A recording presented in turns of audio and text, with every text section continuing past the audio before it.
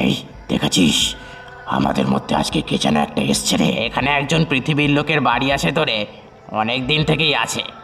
আমি দেখিনি বাড়িটা, তবে শুনেছি যারা দেখতে জানে তারা বলে সেই বাড়ির মধ্যে নাকি একটা আবার লোক এসে আছে। আরে তোর তোর সব মিথ্যে কথা। কোথায় বাড়ি, কোথায় বাড়ি? আমরা তো দেখিনি। তবে এসো এসো, আমরা নাচ আরম্ভ করি।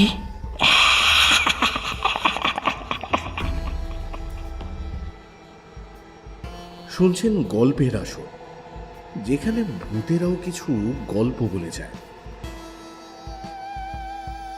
আজকে আপনারা শুনবেন বিভূতিভূষণ বন্দ্যোপাধ্যায়ের গল্প অবলম্বনে আমাদের বিশেষ নিবেদন অভিশপ্ত পোড়ো বাড়ি। আমাদের আজকের গল্পে শ্রুতিনাট্য রূপদান, প্রচ্ছদ এবং শব্দ সংযোজন করেছেন অনিমেষ ঘোষ। গল্প পাঠে আছেন শুভধর এবং গল্পের সূত্রধর আমি শুভদীপ।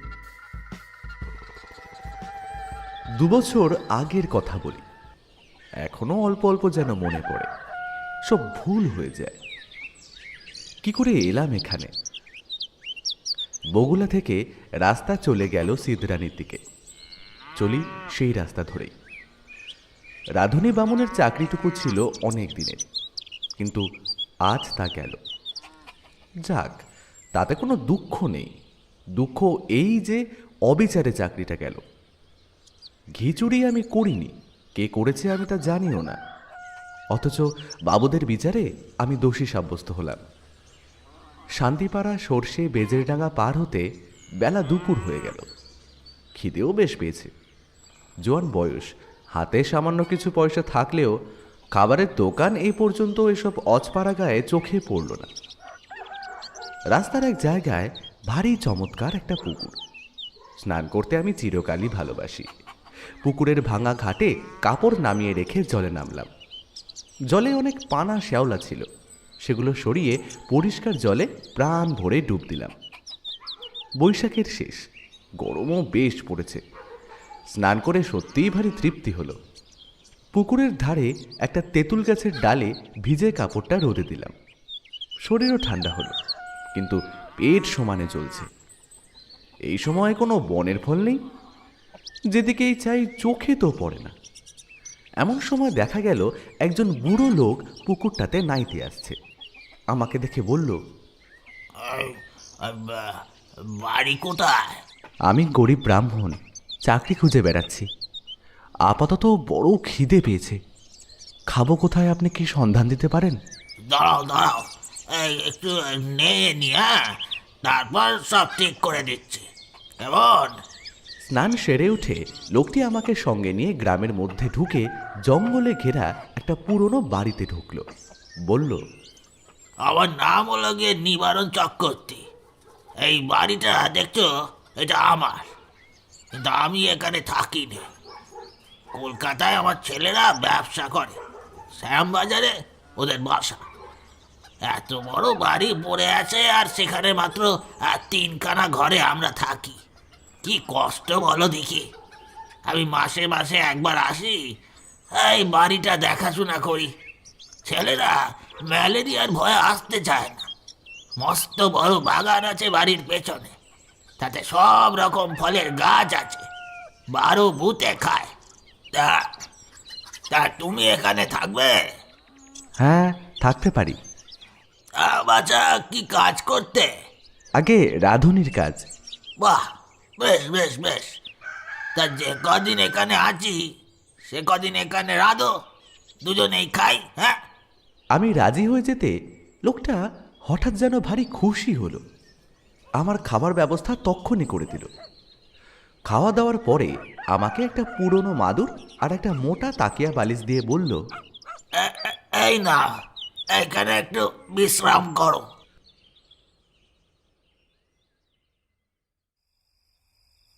পথ হেঁটে বড় ক্লান্ত হয়ে পড়েছিলাম। ঘুমিয়ে যখন উঠলাম, বেলা তখন নেই। রাঙা রোদ বড় বড় গাছপালার উঁচু ডালে। এরই মধ্যে বাড়ির পেছনের জঙ্গলে শিয়ালের ডাক শুরু হলো। আমি বাড়ির বাইরে গিয়ে এদিক ওদিক খানিকটা ঘুরে বেড়ালাম। যেদিকেই চাই সেদিকেই পুরনো আম কাঁঠালের বন আর জঙ্গল। কোনো লোকের বাড়ি চোখে পড়ল না। জঙ্গলের মধ্যে এক স্থানে কেবল একটা ভাঙা দেউল দেখতে পেলাম। তার মধ্যে উকি মেরে দেখি শুধু চামচিকের আড্ডা। ফিরে এসে দেখি বুড়ো নিবারণ চক্রবর্তী বসে তামাক খাচ্ছে। আমায় বলল, তুমি চা করতে জানো? হ্যাঁ, একটু চা করো তো। আর শোনো, একটু চিড়ে ভাজো। হ্যাঁ, এই তেল নুল মেখে কাঁচা লঙ্কা দিয়ে খাওয়া যাবে। আজ্ঞে। সন্ধ্যার পর বলল, ভাতটা চড়িয়ে দাও, সরু আতপ আছে বুঝলে, গাওয়া ঘিও আছে, আলু ভাতে ভাত ব্যাস। জি আজ্ঞে। আর শোনো, এক কাজ করো, তোমার জন্য বরং ঝিঙের একটা তরকারি করে নিও। ঝিঙে আছে রান্নাঘরের পেছনে, আলু হাতে নিয়ে তুলে নিয়ে এসো এই বেলা। আর একটা কথা আছে, রান্নাঘরে সবসময় আলুটা জেলে রাখবে। হ্যাঁ, তা তো রাখতেই হবে, অন্ধকারে কি আর রান্না করা যায়?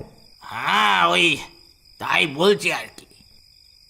মস্ত বড় বাড়ি, ওপরে নিচে বোধ হয় 14-15খানা ঘর, এছাড়া টানা বারান্দা। 2-4খানা ছাড়া অন্য সব ঘরে তালা দেওয়া।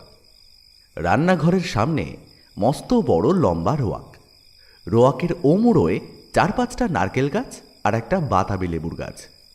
ঝিঙে তুলতে হলে এই লম্বা রোয়াকের ওই চূড়োয় গিয়ে আমায় উঠোনে নামতে হবে, তারপর ঘুরে রান্নাঘরের পেছন দিকে যেতে হবে। তখনও সম্পূর্ণ অন্ধকার হয়নি। আলোর দরকার নেই ভেবে আমি এমনি শুধু হাতেই ঝিঙে তুলতে গেলাম। বাবা, কি আগাছার জঙ্গল এই রান্নাঘরের পিছনে! বুনো ঝিঙে গাছ, যাকে এঁটো গাছ বলে, অর্থাৎ এমনি বীজ পড়ে যে গাছ হয় সেটাই। অনেক ঝিঙে ফলেছে দেখে বেছে বেছে কয়েকটা কচি ঝিঙে তুলতে লাগলাম। হঠাৎ আমার চোখ পড়ল, একটা বউ মতো কে মেয়ে ছেলে আমার সামনাসামনি হাত 10 দূরে ঝোপের মধ্যে নিচু হয়ে আধ ঘোমটা দিয়ে আমারই মতো ঝিঙে তুলছে। দুবার আমি চেয়ে চেয়ে দেখলাম, তারপর পেছনে ফিরে 7-8টা কচি ঝিঙে তুলে নিয়ে চলে আসবার সময় আরও একবার চেয়ে দেখলাম। দেখি বউটি তখনও ঝিঙে তুলছে। নিবারণ চক্রবর্তী বলল, কে ঝিঙে ফেলে? আগে হ্যাঁ, অনেক ঝিঙে হয়ে আছে। আর কে একজন তুলছিল। হ্যাঁ, আর একজন কোথায়? ওই যে ওই রান্নাঘরের পেছনে, ওই বেশি জঙ্গলের দিকে। পুরুষ মানুষ? না, একটা বউ। নিবারণ চক্রবর্তীর মুখটা কেমন একটা হয়ে গেল। বলল, এই কোথায় বউ? চলো দেখি দেখি। আমি ওকে সঙ্গে করে রান্নাঘরের পেছনে দেখতে গিয়ে দেখি, কই কিছুই তো নেই। কই বউ? ওই ওই তো ওইখানেই ছিল, ওই ঝোপটার কাছে। হ্যাঁ, যত সব। চলো চলো, দিনে দুপুরে বউ দেখলে অমনি। হ্যাঁ, আমি একটু আশ্চর্য হলাম। যদি একজন পাড়াগাঁয়ের বৌঝি দুটো জংলি ঝিঙে তুলতে এসেই থাকে, তবে তাতে এত খাপ্পা হওয়ার কি আছে তা ভেবে পাই না।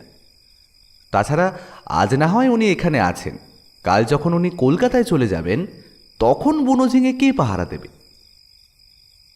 রাতে খাওয়া দাওয়ার পর চক্রবর্তী বুড়ো আবার সেই ঝিঙে চুরির কথা তুলল। এই আলু নিয়ে যাওনি কেন ঝিঙে তুলতে? তোমার আমি আলু হাতে নিয়ে যেতে বলেছিলাম, মনে আছে? তা যাওনি কেন? আমি বুঝলাম না তাতে দোষ কি হলো। বুড়োটা একটু খিটখিটে ধরনের। বিনা আলোতে যখন সব দেখতেই পাচ্ছি, এমনকি ঝিঙে চুরি করা বউকে পর্যন্ত, তখন আলো না নিয়ে গিয়ে কি দোষ করেছি? বুড়ো বলল, না না, ওই সন্ধ্যের পর সর্বদা আলু কাছে রাখবে। কেন? তাই বলছি বলে। তা তোমার বয়স কত? 37-38 হবে। অনেক কম বয়স আমাদের চেয়ে। বয়স এই 63। যা বলি কান পেতে শুনবে। আগে নিশ্চয়। রাতে শুয়ে আছি, ওপরের ঘরে কিসের যেন ঘটঘট শব্দ শুনে ঘুমটা আমার ভেঙে গেল। জিনিসপত্র টানাটানির শব্দ। কে বা কারা যেন বাক্স বিছানা এখান থেকে ওখানে সরাচ্ছে, ভারী জিনিস সরাচ্ছে। বুড়ো কাল সকালে কলকাতায় চলে যাবে, তাই বোধহয় জিনিসপত্র গোছাচ্ছে। কিন্তু এত রাত্রে? বাবা, কি বাতিগ্রস্ত মানুষ রে।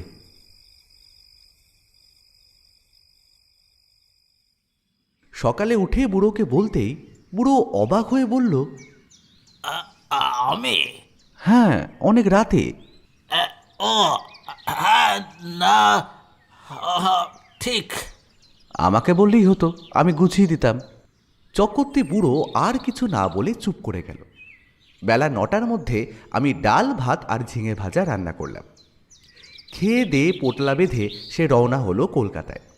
যাবার সময় বারবার বলে গেল, এই বলি কি, নিজের ঘরের মতো, নিজের ঘরের লোকের মতো থেকো ঠাকুর। হ্যাঁ, পেয়ারা আছে, আম কাঁঠাল আছে, উৎকৃষ্ট পেঁপে আছে, তরি তরকারি পতো আমার খাস জমি পড়ে আছে 3 বিঘে। ভদ্রাসন হলো ওই 1.5 বিঘের ওপর। লোক অভাবে জঙ্গল হয়ে পড়ে আছে। খাটো খাটো তরকারি উৎপন্ন করো আর খাও, বেচো, তোমার নিজের বাড়ি ভাববে। কেমন? দেখাশোনা করো, হ্যাঁ, থাকো, ভাবনা নেই, একদম ভাবনা নেই। শোনো, একটা কথা বলি। কি? চক্রবর্তী বুড়ো অকারণে সার খাটো করে বলল, কত লোক এমন আছে যারা ভেঙচি দেবে, কত লোক কত কথা বলবে, কারোর কথায় কান দিও না। বাড়ি দেখাশোনা যেমন করবে, নিজের মতো থাকবে। হ্যাঁ, কোনো কথায় কান দেবে না। গাছের ফল ফলারি তুমিই খাবে। হ্যাঁ, 2টো ঘর খোলা রইল তোমার জন্য। কেমন? এই গেলাম গো। হ্যাঁ, সাবধানে থেকো।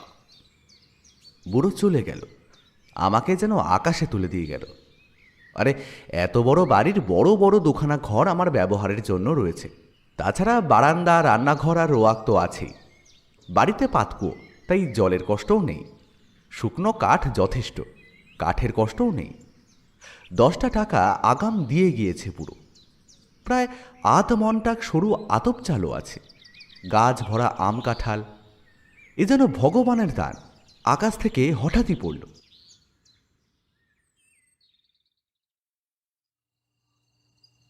বিকেলের দিকে তেল নুন কিনবো বলে মুদির দোকান খুঁজতে বেরোলাম। বাপরে, কি বন জঙ্গল এই গাখানার ভেতরে! আর এদের যেখানে বাড়ি, তার ত্রিসীমানায় কি কোনো লোকালয় নেই? জঙ্গল ভেঙে সুড়িপথ ধরে 1/2 মাইল যাওয়ার পর একটা লোকের সঙ্গে আমার দেখা হলো। সেও তেল কিনতে যাচ্ছে, হাতে তেলের ভাঁড়। আমায় দেখে বলল, বাড়ি কোথায়? এখানে আছি, নিবারণ চক্রবর্তীর বাড়ি। নিবারণ চক্রবর্তী? কেন? দেখাশুনো করি, কাল এসেছি। ও ও বাড়িতে? ও বাড়িতে থাকতে পারবে না। কেন? আরে, এই বলে দিলাম, দেখে নিও। কত লোক ও বাড়িতে এলো আর গেল। আরে, ওরা নিজেরাই তো থাকতে পারে না, তার আবার অন্য লোক। হাহ, ও বাড়ির ছেলে বউয়েরাও কোশমিন কালে ও বাড়িতে আসে না। কেন? তা আমি কি করে জানবো? ও বড় ভয়ানক বাড়ি। তুমি বিদেশি লোক, তাই খুব সাবধান কিন্তু। আর কিছু না বলে লোকটা চলে গেল।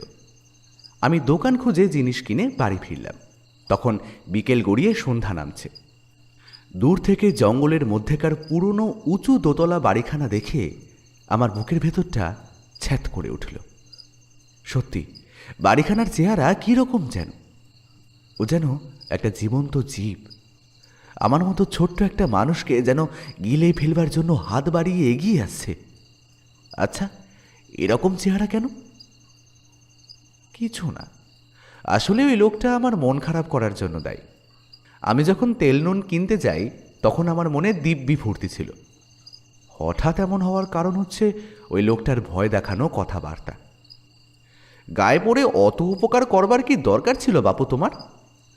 চক্রবর্তী বুড়ো তো বলেই গিয়েছে, কত লোক কত কথা বলবে, কারোর কথায় কান দিও না।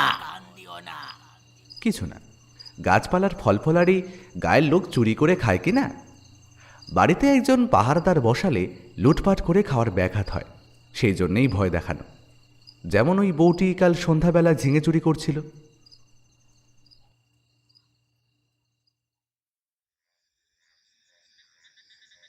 অনেক দিন এমন আরামে থাকিনি।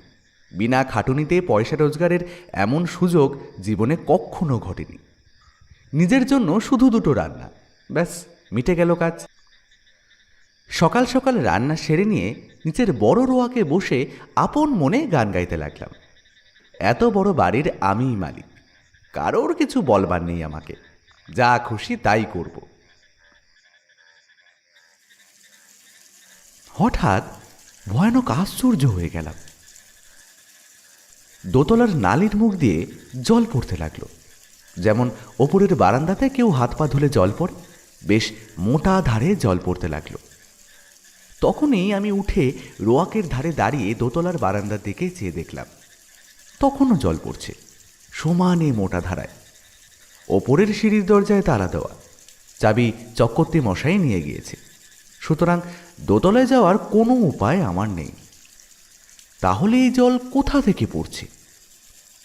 মিনিট 10 পড়ার পর জলের ধারা বন্ধ হয়ে গেল। আমার মনে হলো চক্রবর্তী মশাই বোধহয় কোনো কলসি বা ঘরাতে উপরের বারান্দাতে জল রেখে দিয়েছিল, সেই কলসি কোনোভাবে উল্টে পড়ে গিয়ে থাকবে, নিশ্চয়ই তাই। তাছাড়া জল আসবে কোথা থেকে? একটু পরে গিয়ে শুয়ে পড়লাম। আলো নিভিয়ে শুয়ে পড়বার সঙ্গে সঙ্গে আমার চোখে ঘুম জড়িয়ে এলো। এই যে আপনাকেই বলছি, তা কেমন লাগছে আমাদের গল্প? ভালো মন্দ যাই লাগুক না কেন জানান আমাদের। নিচের কমেন্ট বক্স তো আপনাদের জন্যই খোলা রয়েছে। ও হ্যাঁ, সাবস্ক্রাইব করতে ভুলবেন না যেন। গল্পের আসর, যেখানে ভূতেরাও কিছু গল্প বলে যায়। রাত তখন কটা ঠিক জানি না, হঠাৎ একবার ঘুমটা আমার ভেঙে গেল। জানলা দিয়ে সুন্দর জ্যোৎস্না এসে পড়েছে বিছানায়, কি একটা ফুলের গন্ধও আসছে, বেশ সুবাস কিন্তু ফুলের। কি ফুল? ঘুমের ঘরেই ভাবছি, এমন কোনো সুগন্ধিওয়ালা ফুল তো বাড়ির কাছাকাছি দেখিনি। তরাক করে লাফিয়ে উঠলাম। ও কি, জানলার সামনে দিয়ে একটা বউ চলে গেল রোয়াকবে। হ্যাঁ, স্পষ্ট দেখেছি, ভুল হওয়ার নয়। আমি তক্ষুনি উঠে দরজা খুলেই রোয়াকে গিয়ে দাঁড়ালাম। রোয়াকে দাঁড়াতে দুটো জিনিস আমার কাছে স্পষ্ট হলো। প্রথম, সেই ফুলের সুবাসটা, রোয়াকে যেন সেটা অনেকখানি ঘন। ওই বউটি যেন এই সুবাস ছড়িয়ে দিয়ে গেল এই কতক্ষণ। না, এ কোনো ফুলের সুবাস নয়। এ কিসের সুবাস কিছুতেই আমার মাথায় আসছে না। কেমন যেন লাগছে, একরকম নেশার মতো। আচ্ছা, আমি বাইরে কেন এসেছি? ও, কে একটা বউ রোয়াক বেয়ে খানিক আগে চলে গিয়েছিল, সেই ছড়িয়ে গিয়েছে এই তীব্র সুবাস। কিন্তু কোনো দিকে তো সে নেই, গেল কোথায়? সেই রাতে সেই পর্যন্ত। কতক্ষণ পরে ঘরে এসে শুয়ে ঘুমিয়ে পড়লাম। সকালে উঠে মনে হলো সবই স্বপ্ন। মনটা বেশ হালকা হয়ে গেল। কাজকর্মে ভালো করে মন দিলাম। বন জঙ্গল কেটে কিভাবে তরি তরকারির চাষ করব সেই ভাবতে লাগলাম নিজের মনে। এখানে থাকার একটাই অসুবিধে, বড্ড একা একা থাকতে হয়। কাছাকাছি যদি এক ঘর লোকও থাকতো তবে এতটা কষ্ট হতো না। কথা বলবার একটাও লোক নেই, এই হলো মহা কষ্ট। সেদিন দুপুরে একটা ঘটনা ঘটল। আমি ভাত নামিয়ে হাঁড়ি রাখতে যাচ্ছি, এমন সময় দোতলার বারান্দাতে অনেক লোক যেন একসঙ্গে হেসে উঠল।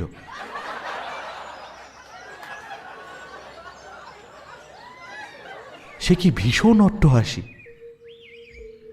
আমার গা যেন দোল দিয়ে উঠল সেই হাসি শুনে। খিলখিল করে হাসি নয়, খলখল করে হাসি। আকাশ বাতাস থমথমিয়ে উঠল সেই হাসির শব্দে। ভাত ফেলে রেখে দৌড়ে গেলাম। রোয়াকে গিয়ে ওপরের দিকে দেখি, কিছুই না। নিচের জানলা যেমন বন্ধ, উপরের ঘরের সারবন্দি জানলা তেমনই বন্ধ। হাসির লহর তখন থেমে সমস্তটা নিশ্চুপ হয়ে গিয়েছে। ব্যাপার কি? কোনো বদমাইশ লোকের দল ওপরে আড্ডা বেঁধেছে নাকি? ওপরের সিঁড়ির মুখে গিয়ে দেখি দরজায় তেমনই তালা ঝুলছে।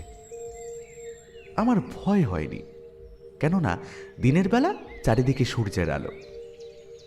এ সময় মনের মধ্যে কোনো ভূতের সংস্কার থাকে না।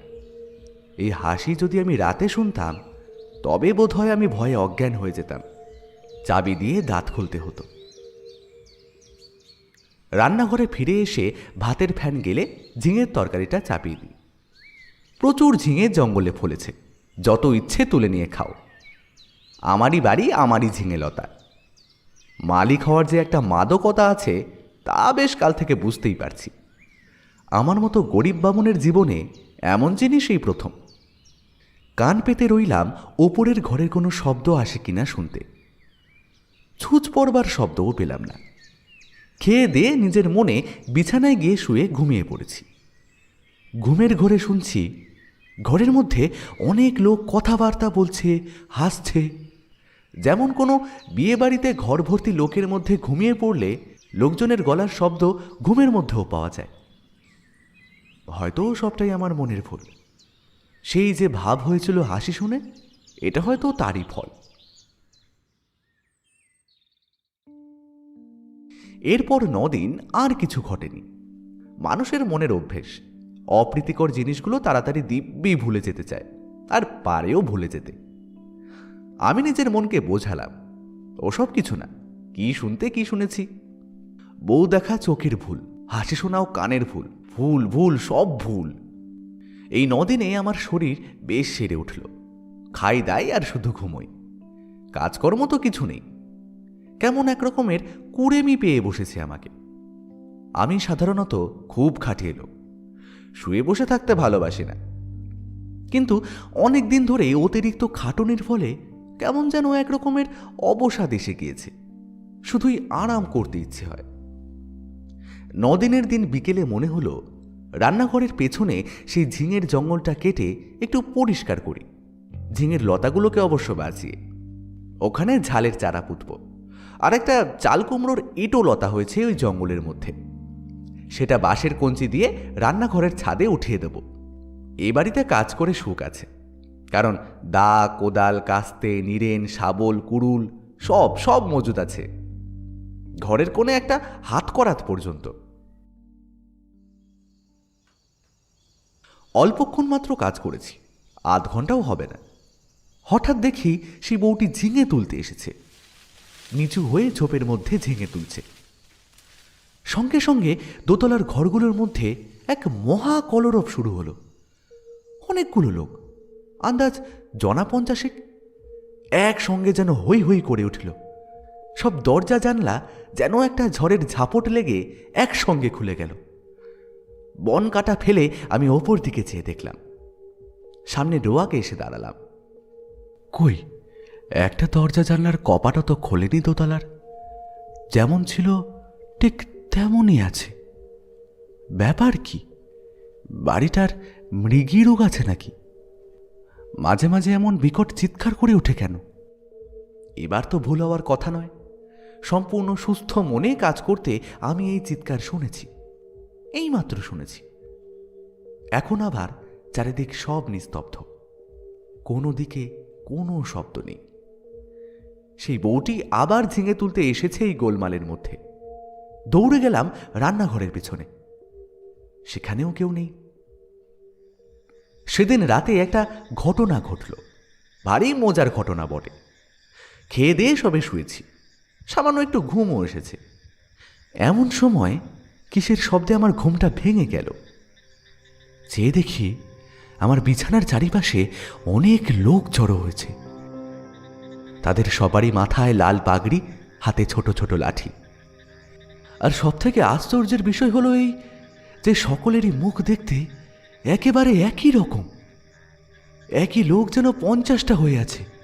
প্রথমটা এই রকমই মনে হয়। অনেকগুলো আয়নাতে যেন একটা মুখই দেখছি। কে যেন বলে উঠল, এই দেখেছিস, আমাদের মধ্যে আজকে কে যেন একটা এসছে রে। এখানে একজন পৃথিবীর লোকের বাড়ি আছে তো রে, অনেক দিন থেকেই আছে। আমি দেখিনি বাড়িটা, তবে শুনেছি যারা দেখতে জানে তারা বলে সেই বাড়ির মধ্যে নাকি একটা আবার লোক এসে আছে। আরে তোর তোর সব মিথ্যে কথা। কোথায় বাড়ি? কোথায় বাড়ি? আমরা তো দেখিনি, তবে এসো এসো আমরা নাচ আরম্ভ করি।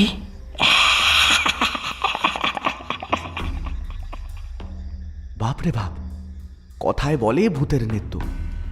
এতদিন শুধু শুনে এসেছিলাম, এইবার সচক্ষে দেখলাম। সে কি কাণ্ড! অতগুলো লোক একসঙ্গে লাঠি বাজিয়ে এক তাণ্ডব নৃত্য শুরু করে দিল।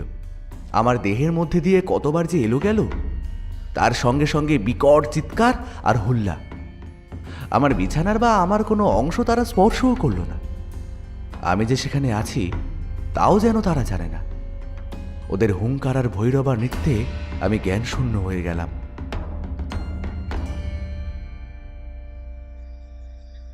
যখন জ্ঞান হলো তখন শেষ রাতের জ্যোৎস্না খোলা জানলা দিয়ে এসে বিছানায় পড়েছে।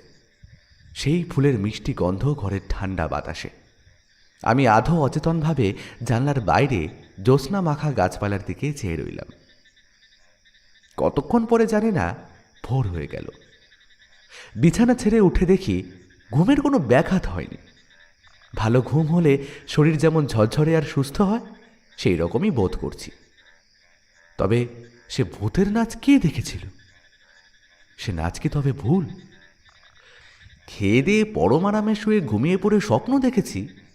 তাই যদি হয় তবে এই শেষ রাতে ঠান্ডা বাতাসে যে ফুলের গন্ধ পেয়েছি তা কোথা থেকে এলো? সেই বউটি যখন চলাফেরা করে তখনই অমন সুগন্ধ ছড়ায় বাতাসে। গন্ধটা ভুল হতে পারে না। এখনো সে গন্ধ আমার নাকে লেগে রয়েছে। কোনো অজানা বনফুলের সুগন্ধ হয়তো, তাই হবে। তেল কিনতে গিয়েছি দোকানে। দোকানি বলল, কিরকম আছো? বলে কিছু দেখেছ নাকি? কই না তো। কিছু শুনেছ? না। তুমি দেখছি বাবা সাধু লোক, টুকটাক জানো নাকি ভূতের মন্ত্র? তুমি তেল দাও, আমি চলে যাই। ওসব বাজে কথা। আচ্ছা, একটা মেয়েকে কোনোদিন দেখনি ওখানে? বউ মতো কোনো গন্ধ টন্ধ পাওনি? কিসের গন্ধ? কোনো ফুলের সুগন্ধ পাওনি? না, ওসব কিছুই আমি পাইনি। খুব বাঁচা বেঁচে গিয়েছো তুমি। তোমার আগে যারা ওখানে থাকতো তারা সবাই একটা বউকে দেখতে পেত প্রায়। এমন হতো ও বাড়ি ছেড়ে কেউ নড়তে চাইতো না। তারপর রোগা হয়ে দিন দিন শুকিয়ে শেষ পর্যন্ত মারা যেত। দুটি লোকের এরকম হয়েছে পর্যন্ত। আসলে কি বলতো, বাড়িতে না ভূতেদের আড্ডা। ভূতের লোককে পাগল করে দেয়, তাদের কাণ্ডজ্ঞান থাকে না। এমন ভালো লাগে ওই বাড়ি যে না খেয়ে না দে ওখানে পড়ে থাকে, ছেড়ে যেতে চায় না। তুমি দেখছি ভূতের মন্ত্রতন্ত্র জানো। আমরা তো ও বাড়ি ত্রিসীমানাতেও যাইনি। মাথা খারাপ নাকি? সাধারণ মানুষকে পাগল করে দেয়। আরও দু একটা কথা বলে মুদি আমাকে তেল দিল। এরপর তেল নিয়ে চলে এলাম। ভাবতে ভাবতে এলাম, মাথা খারাপ হওয়ার সূত্রপাত আমারও হলো নাকি? বাড়ির সীমানায় পা না দিতেই আমারও মনে হলো, না, ভুল ভুল, সব ভুল। পরম সুখে আছি। এসব ছেড়ে কোথায় যাব? বেশ আছি, খাসা আছি, তোফা আছি। সেই থেকে আজ 2 বছর পড়ে আছি এই বাড়িতে। চক্রবর্তী মশাই মাইনে টাইনে কিছুই দেয় না। তাতে অবশ্য আমারও কিছু যায় আসে না। বাড়ি দেখাশুনো করি, বেগুন কলা বেচি, দিন রাত ওদের নৃত্য দেখি, ওদের মধ্যেই বাস করি। এক পাও চাইনি এই বাড়ি ছেড়ে।